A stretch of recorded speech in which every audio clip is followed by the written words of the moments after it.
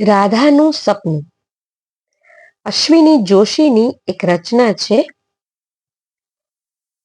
રાધાને આવ્યું એક સપનું મેઘધનુષી રંગનું.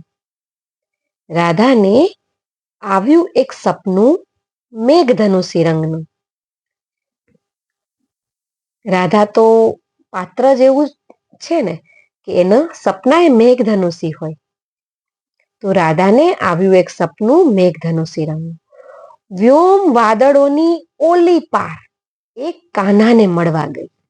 રાધાને સપનું આવ્યું કે વ્યોમ વાદળોની ઓલી પાર એ કાન્હાને મળવા ગઈ. ત્યાં જઈને એણે શું જોયું? ત્યાં પારિજાત વેરાયેલા ચારે કોર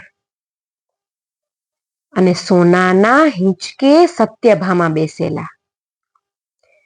રાધાને સપનું આવ્યું અને એ વ્યોમ વાદળોની ઓલી પાર કાન્હાને મળવા ગઈ.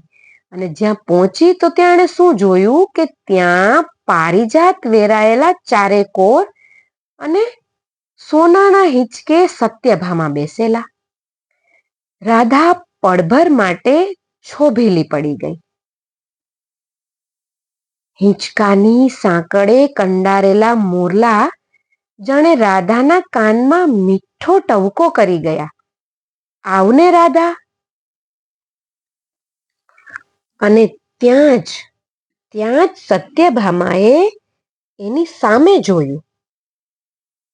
રાધા જ્યાં બહાર ઊભી હતી દરવાજા આગળ, ત્યાં સત્યભામાની નજર પડી અને સત્યભામાએ રાધાની સામે જોયું.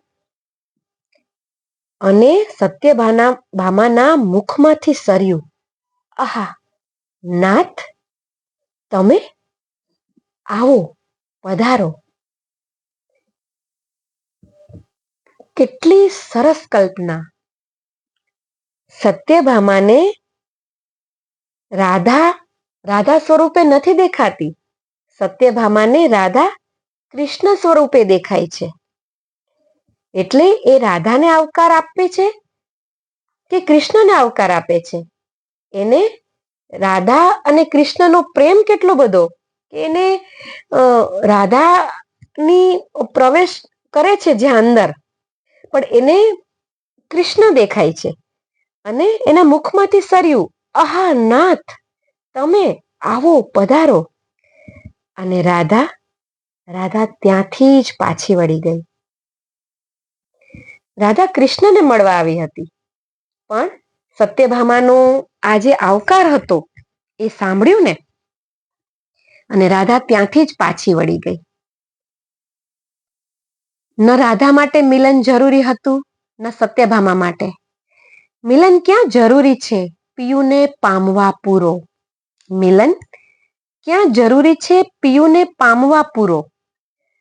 પિયુની તૃષા હોવી જરૂરી છે. પિયુને પામવા પિયુની તૃષા હોવી જરૂરી છે.